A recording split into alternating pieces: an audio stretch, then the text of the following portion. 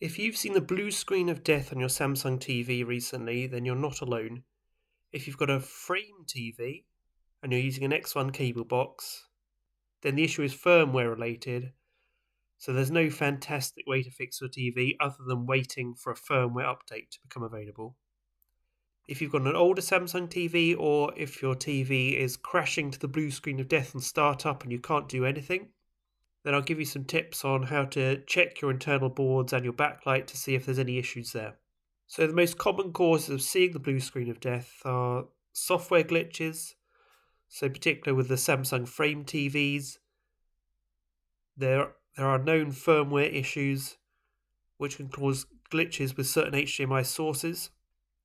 You can temporarily fix these by power cycling your TV, but you'll have to wait for a firmware update to become available from Samsung to definitively fix it. It's also possible if your TV is crashing to the blue screen of death on startup that you've got a component failure on one of the boards.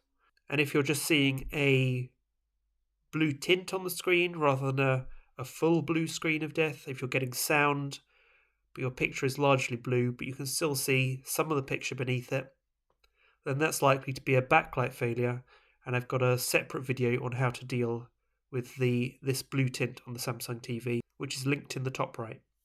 So if you've got a frame TV or any other Samsung TV, first of all just check that your TV's firmware is up to date. So you can find that from settings, and then support and software update, and check that auto update is switched on. Some models also have the option to check for updates with the Update Now button.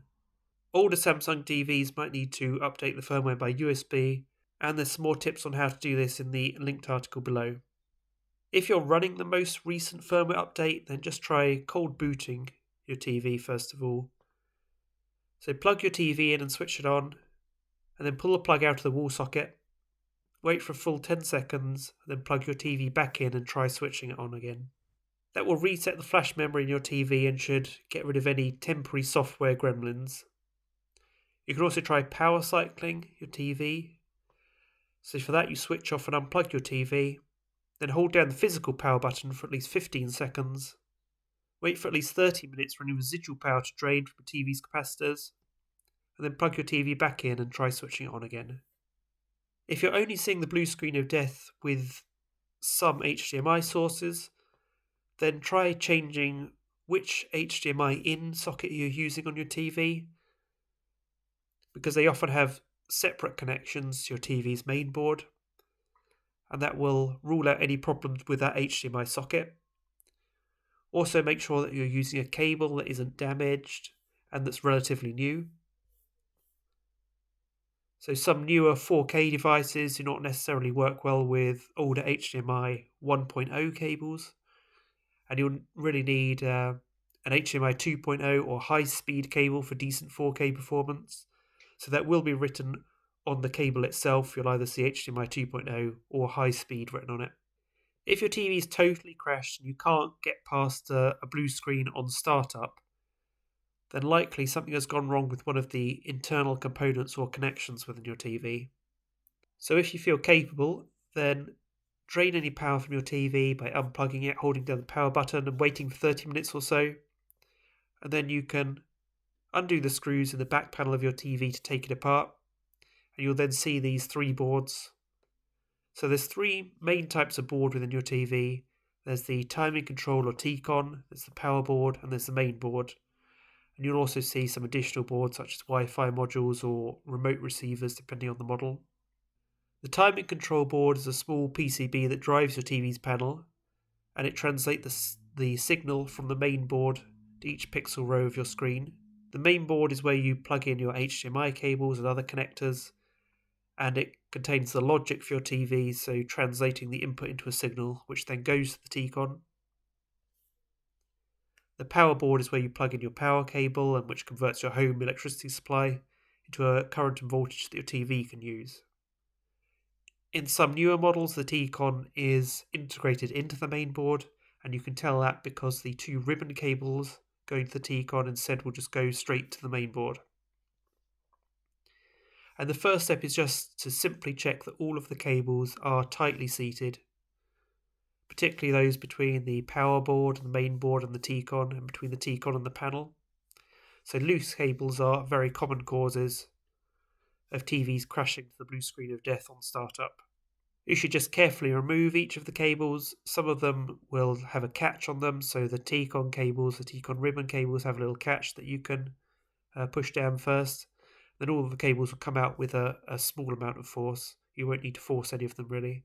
And then just make sure that all of the contacts are clean, and then firmly reinsert them all.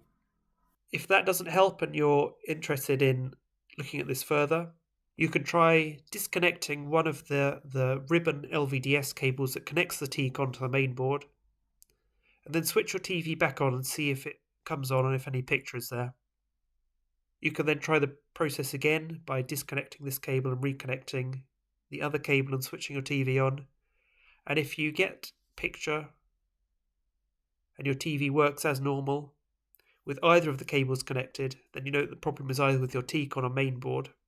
If you're still seeing the blue screen of death, in all cases, then it could either be the T-con, the main board, or the power board.